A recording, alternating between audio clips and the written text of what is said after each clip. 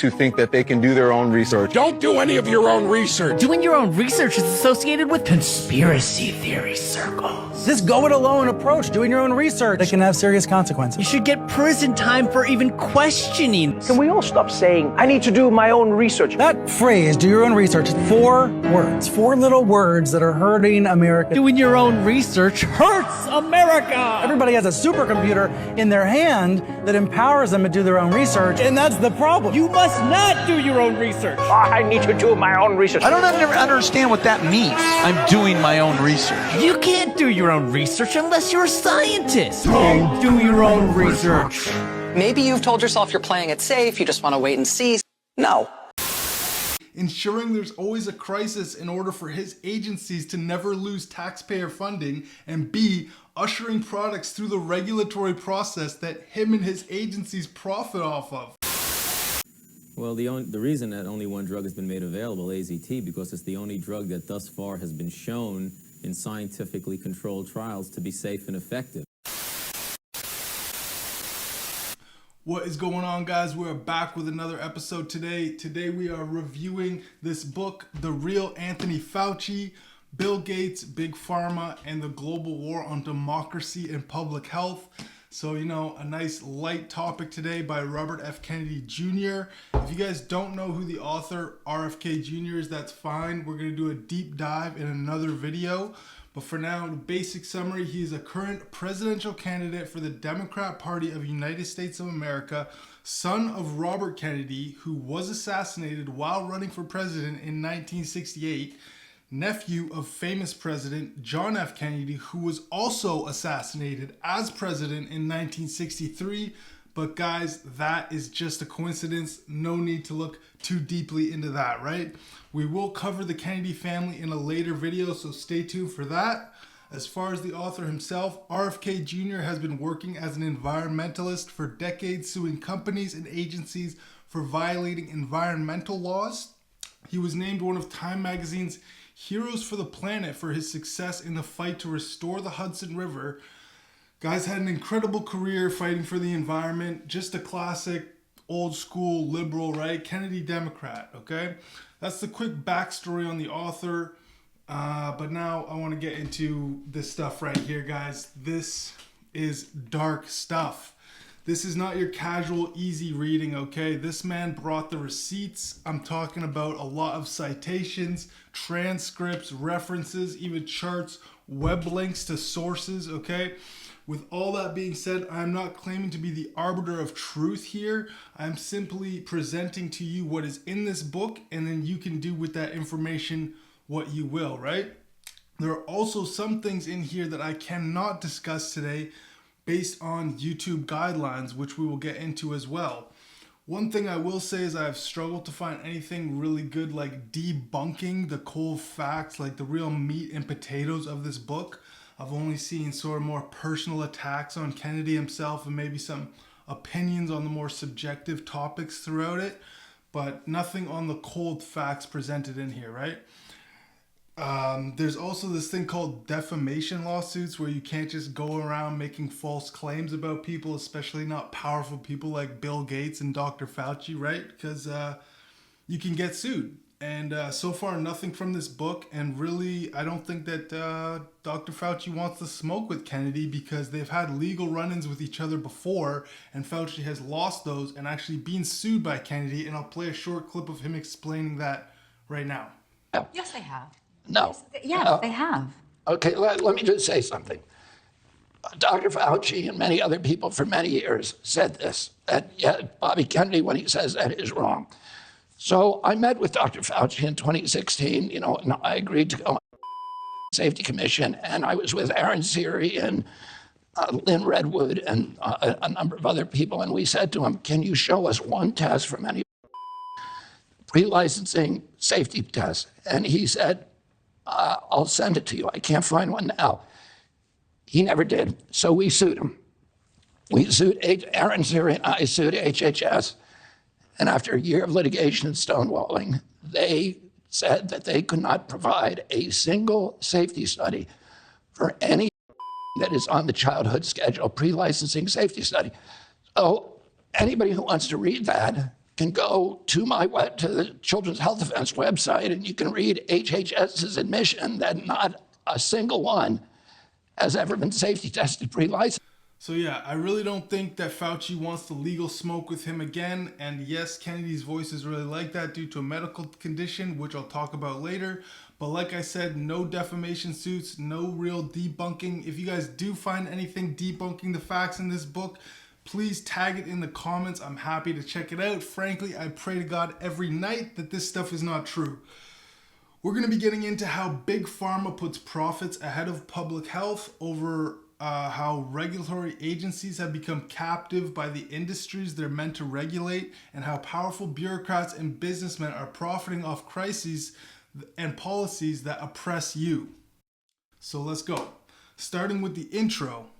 My 40-year career as an environmental and public health advocate gave me a unique understanding of the corrupting mechanisms of regulatory capture, the process by which the regulators become beholden to the industry it's meant to regulate. Such a great quote here from the book really gets into the core issues that we're dealing with today, the idea of regulatory capture, right?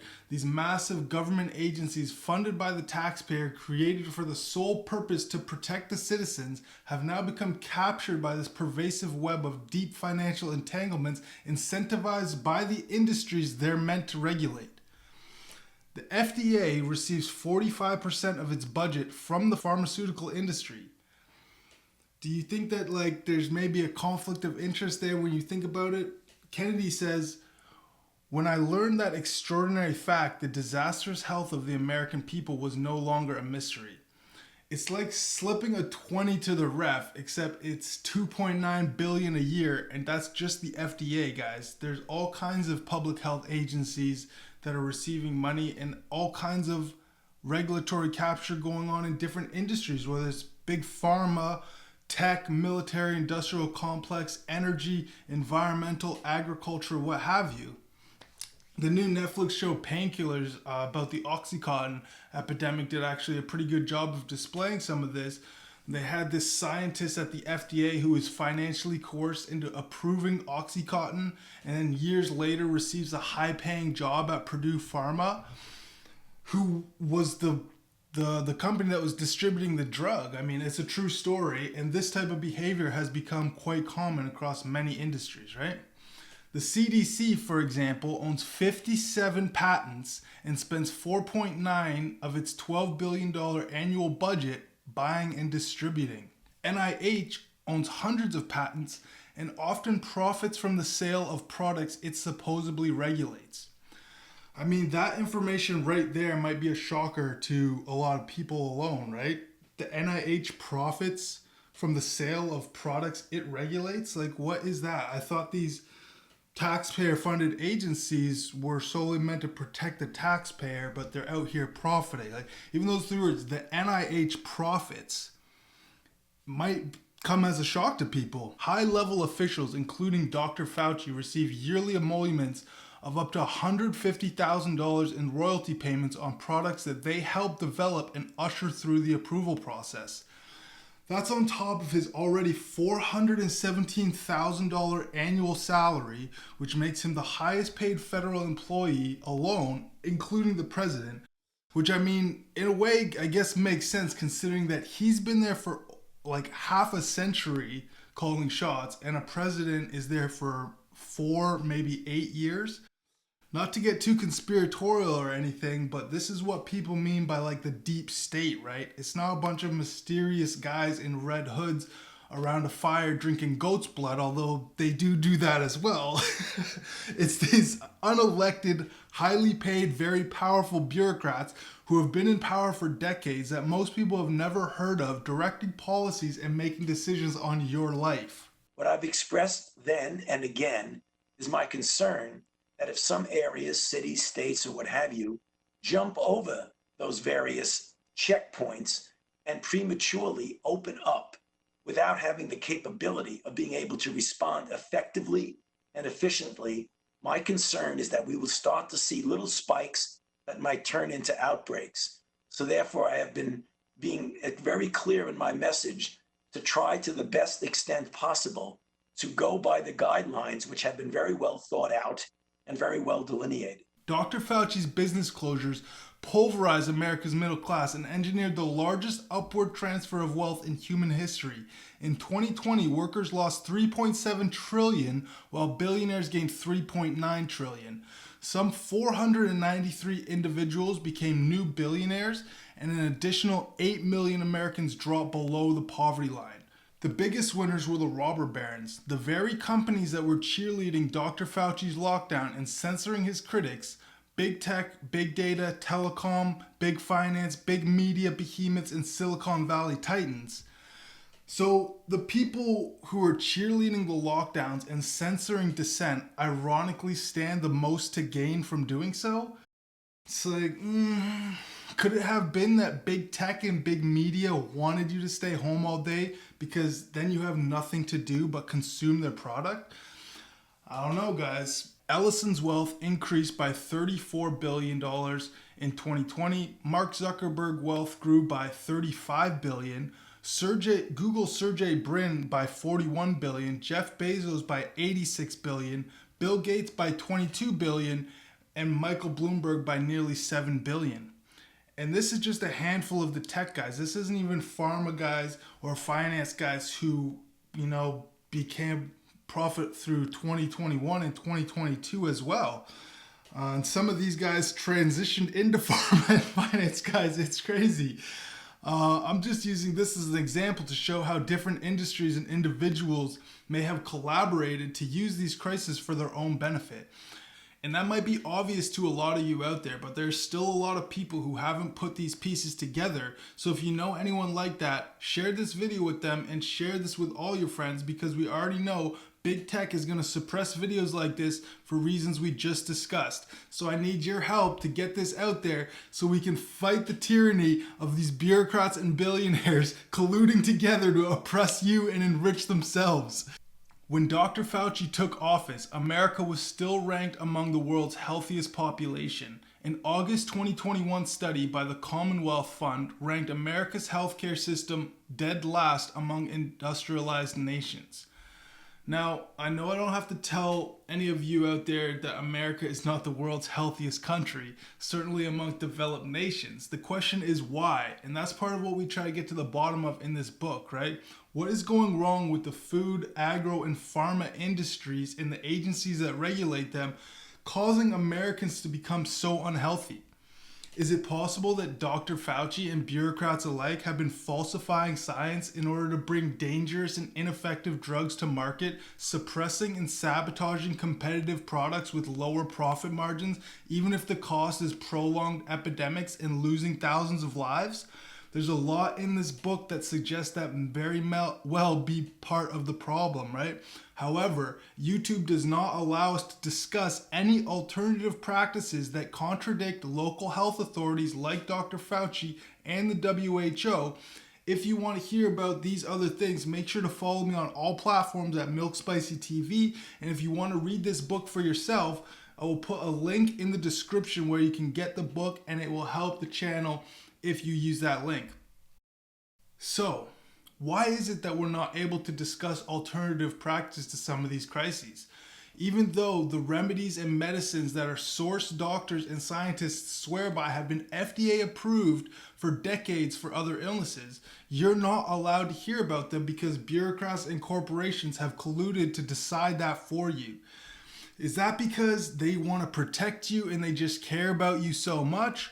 Or could it possibly be because under federal law, new and medicines cannot qualify for emergency use authorization if any existing FDA-approved drug proves effective against the same malady?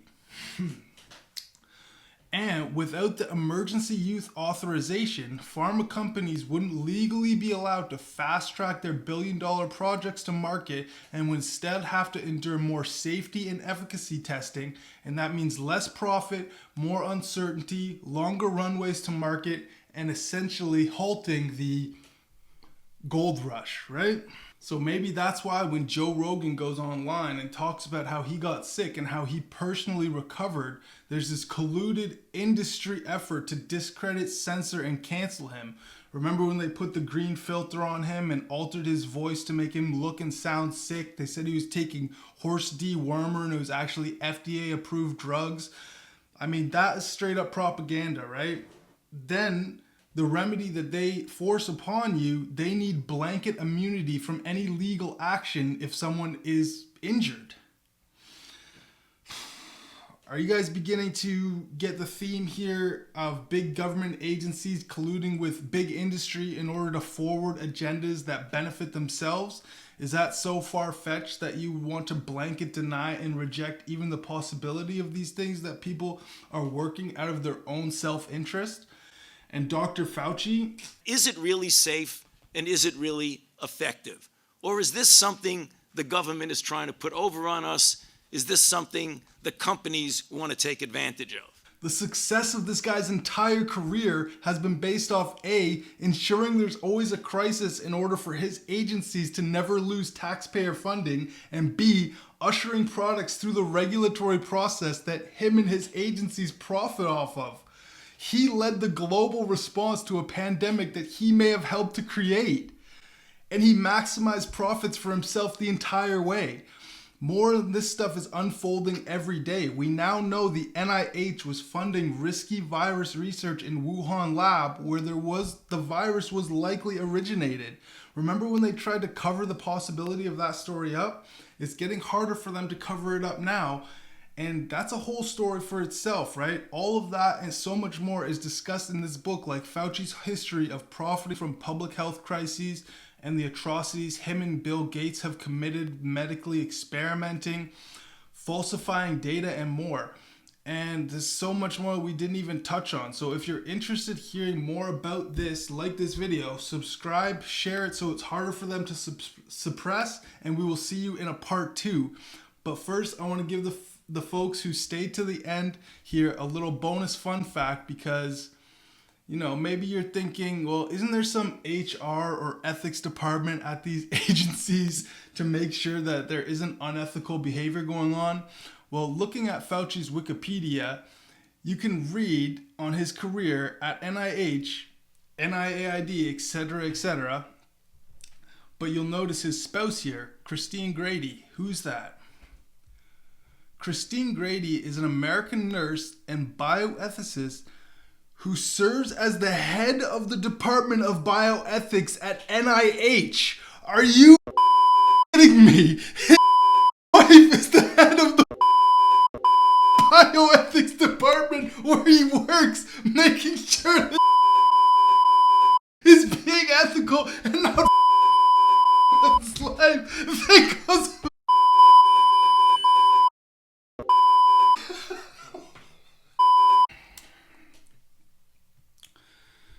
Sorry about that, guys, but we're gonna wrap it up there. I know we didn't peel the curtain back on everything today, and this is really just the tip of the iceberg on a lot of this stuff. But if you guys like this stuff, we'll continue this series and make more videos like this. Please share the video, because we know this is getting banned for sure. And just remember to stay alert, keep your wits about you, because these people have more tyranny coming down for us, and I don't think there's any lines that they aren't willing to cross at this point. So just be aware and, you know, try and keep your freedom as well, right? Thank you guys so much. I love you. Peace. So we, we'll have to prepare for the next one. That, I'd say is will get attention this time.